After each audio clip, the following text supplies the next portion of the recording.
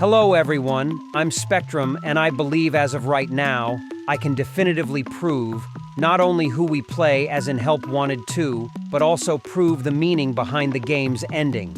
Before I begin, I should specify that this theory depends on an already existing theory over on Game Theory.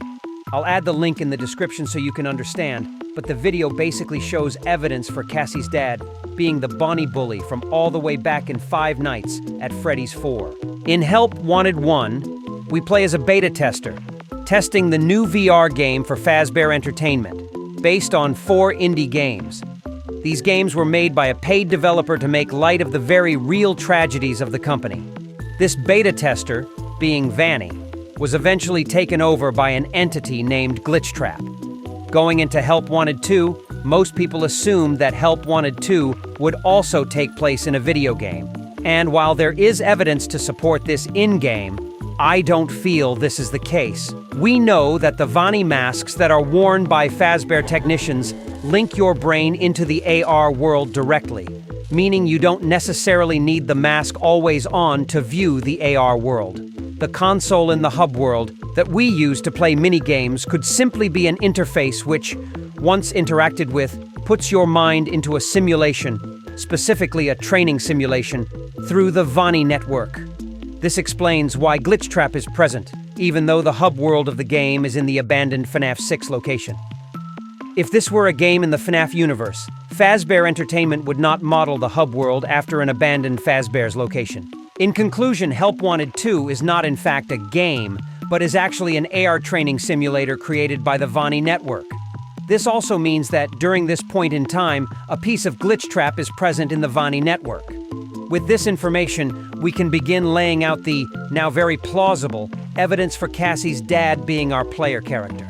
In the Ruin DLC, we learn, due to Cassie's tone, that her father is most likely not in her life anymore, as she refers to him in the past tense frequently, mentioning that he was a technician for Fazbear Entertainment. While this could just be because the Pizzaplex is closed, meaning Cassie is simply referring to how he lost his job, I think it's more likely that he's now gone, either being missing or has died. In Ruin, Cassie knows how to use a Faz wrench, presumably from her dad's past job. But other than that, the only people who should know how these devices are used would be a current or former member of Fazbear Entertainment, meaning that whoever we play as in Help Wanted 2, who uses one to unlock the room with Princess Quest 4, has to be an employee or a former one at least. My first thought was Vanessa, but after seeing both endings of the game, that idea was immediately debunked. I decided to look back at the Ruin DLC for possible hints that could steer me in the right direction. And I remembered something. All throughout the DLC, there are various items we can collect. All of the Bonnie-themed tended to have something about Cassie's dad. Cassie even mentions under the description for the Bonnie lunchbox that Bonnie was her dad's favorite. The lunchbox also appears to be very old, possibly from the late 90s or early 2000s. So it's possible Cassie's dad could have owned one himself, and possibly even grew up around other Fazbear themes. This could explain him working at the Pizzaplex, as it may feel close to home for him. So, we have a Fazbear technician who likes Bonnie? You're probably asking, so what? Well, we've already established we have to be playing as a technician in Help Wanted 2. It just so happens a Bonnie-related item has been added as an Easter egg in the Princess Quest ending. If you put a different order of code in the torch lighting segment in Princess Quest 4, a secret room will open with a different chest. If you open it, you'll find a mask, specifically a Bonnie mask. The person we're playing as says, "This looks familiar," meaning they've seen this mask before, or at least one similar. And for the cherry on top, the achievement we get for finding this item is titled Lost Luggage, which is definitive proof that this mask belongs to our protagonist. The reason for them not entirely remembering the mask could very well be because of the pass of time, meaning he could have had this mask growing up, so we know for certain that we're playing as a Fazbear technician who had merchandise of the character Bonnie growing up. I am now even more certain that this is Cassie's dad. Not only that, but I'm positive that MatPat's theory on Cassie's dad being the Bonnie bully from Fnaf 4 is correct, because steel wool explicitly made this Bonnie item a Bonnie mask. It could have easily been a lunchbox or something, and it'd still point us to Cassie's dad. I believe steel wool chose a mask intentionally, to point us in the direction of the Bonnie bully. This is why steel wool had Cassie's dad frequently mentioned in the DLC. They wanted to engrave this character in our minds so we wouldn't miss these details out. So now that we know who we are playing as, what is the canon ending, and what does it mean? So the first ending you get is by collecting all of the figures by the main stage. When you do this, a charger station appears. As Glitchtrap opens it, you're attacked by corrupted staff bots, and it cuts to black. We're then shown the view of a staff bot, specifically the rabbit staff bot that gives Cassie the Vanny mask in the Ruin DLC. While I don't think this ending is canon, I feel the memory sequence holds some significance.